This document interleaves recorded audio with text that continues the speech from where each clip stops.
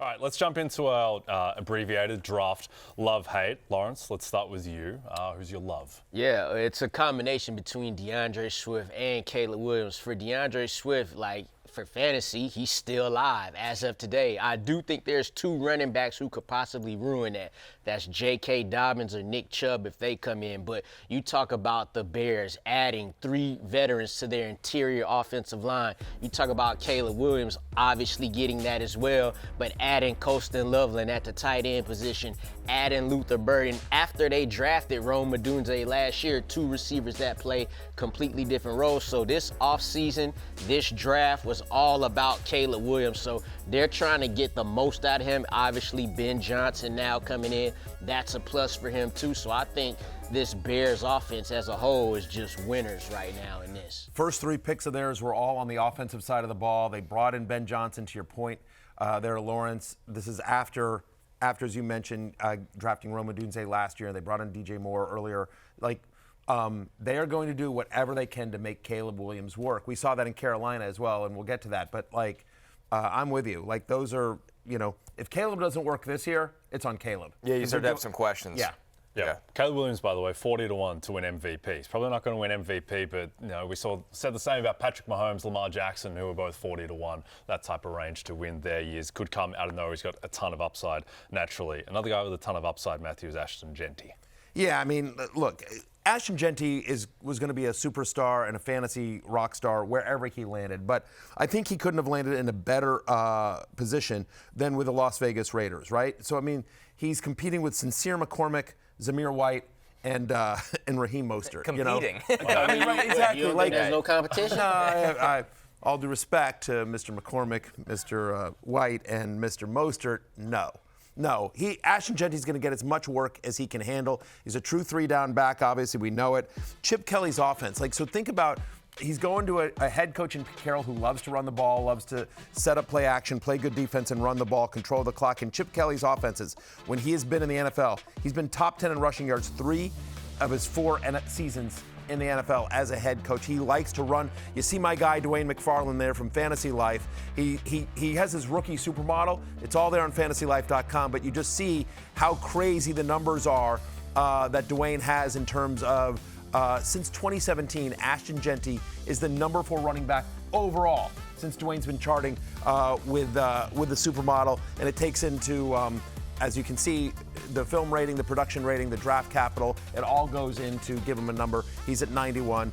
I won't bore you with all the details, all the nerd stuff about it. Just know that Dwayne does the work. He does a great job. And Ashton Genty is off the charts. Those are some numbers that tell you what you sort of know when you just watch the kid.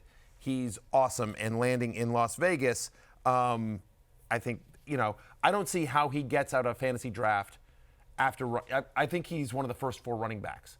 I don't think there's going to be a fantasy draft this year where he doesn't go in the first round. Think about it. It's Saquon, Gibbs, Bijan, and then that's when you have the combo. Yeah, right. Yeah. I would take him. I have him at 4. One. I have Bijan over Gibbs, but yeah, those are my 3. It's for me, it's at the moment Saquon, Bijan, Gibbs, Ashton Genty. Is he just going to be 20 carries a game immediately? 100%. That's what he's built for. Right. You're talking about somebody that forced over 150 missed tackles this year. He was the offense. And he's the guy that doesn't matter when they know he's getting the ball. Yeah. That's what's amazing about Ashton Genty. He is the best balance I've ever seen for a prospect. And it's Pete Carroll. Pete Carroll's like, we're firing you up today, 20+. Get ready to go. Brock Bowers can block better than people think. So now you have this threat of Brock Bowers coming off the line of scrimmage with play action. It helps him. The presence of Genty, the space it'll create. I think this offense is going to be good. I'm excited for it. I think it's going to be fun, exactly, because, again, you think about this, you think about Jacoby Myers, you think about Brock Bowers. They've added some weapons there. They're not going to be able to just – and Geno is fine. Right. And so they're not going to be able to load the box on Genty, right? And so I think I'm with you. And I don't think their defense is going to be that great. And then you think about that division they play in. The Raiders' offense is going to be fun this year and be very fantasy relevant. Yep. Okay. My love is a man who doesn't really get talked about that much, despite being, in my opinion, the 6th best quarterback in the NFL. That's Justin Herbert, who had no weapons last year outside of Ladd McConkey. Just a ton of Gus Edwards and Quentin Johnston happening in that offense. And they finally gave him some help.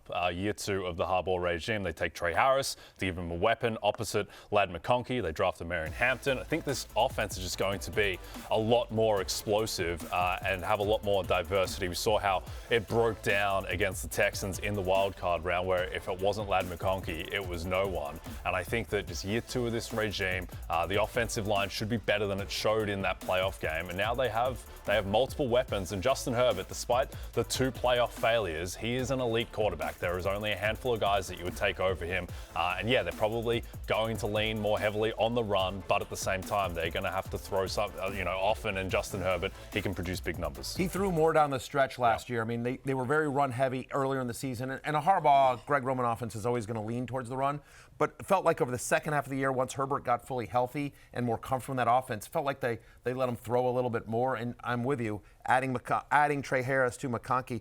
By the way, right there, 5th round pick, I get it, and I'm a Syracuse homer, but I actually really like Oronde Gadsden. I actually thought that was a really nice pick. Stone smart. Yeah, exactly. I think again, it's deep tight end sleeper, but I do think actually if you're in a tight end premium league, you're in a deep league where tight ends are super valuable. I think Gadsden's actually kind of interesting. I agree. He was insanely productive. He gained weight so he could actually play tight end at the NFL level. I think they let Stone Smart walk in free agency, and they look at this guy as, okay, this is our pass-catching replacement at the position. Yep. Everyone focuses on that playoff game against Houston where Herbert was admittedly very bad, but just a couple of weeks before that, he went up against the Broncos. The Broncos are the number 1 defense in football. He just eviscerated them. Like, they had no answer for Herbert, and that was with having very few weapons. So buying Herbert stock, buying Chargers stock. Trey Harris is what you wanted Quentin Johnston to be. And I know this is a different regime, which is probably why they took Trey Harris, but you want somebody that plays above the rim, climbs the ladder, quarterback helper. Like we say it all the time, not to pile on Jackson Dart, who did a lot of good things in college.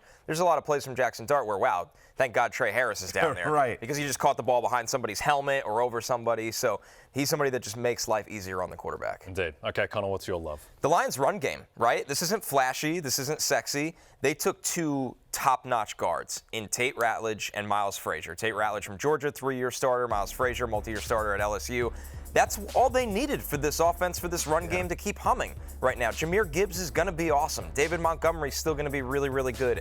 But in my opinion, they had a hole on the interior of their offensive line that was not discussed enough, but clearly it mattered to the Lions with the capital that they spent on both those guards. 2 guys I had inside my top 100. I thought Tate Ratledge was a potential top 50 player as well. So this offensive line is going to keep rolling, and it just allows them. Ben Johnson's gone, right? Let's just keep this thing rolling on the run game, which is how we get things done. Look, the offensive line has always been such a strength of the Detroit Lions, and so adding to it again, to be able to run the ball, it's Dan Campbell football, right? It's every cliche you want. And then also, by the way, it's Jared Goff. It's like when Jared Goff has a clean pocket, similar to a lot of quarterbacks, but specifically with Goff is bad under pressure, but he is great when he has time to throw. And so the more you can give Jared Goff a pocket, he can pick you apart. And so really, really smart there. Yep. Lions are the 5th favorite to win the Super Bowl. I think they're being slept on a little bit. I think that might be the best and most complete team in football. And just because it's, Jared Goff isn't Josh Allen, Lamar Jackson, Patrick Mahomes, but that team, they had nothing on defense last year. All their players got I think they'll be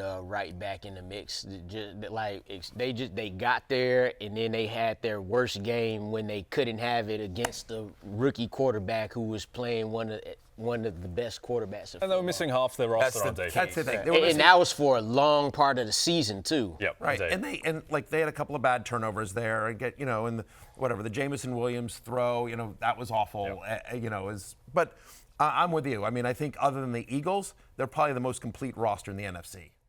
Hey, it's Matthew Berry from NBCSports.com and RotoWorld.com, and I want to thank you so much for watching whatever it is you just watched, or if nothing else, being too lazy to click out of the autoplay after this video started, after whatever it is you actually wanted to watch finished.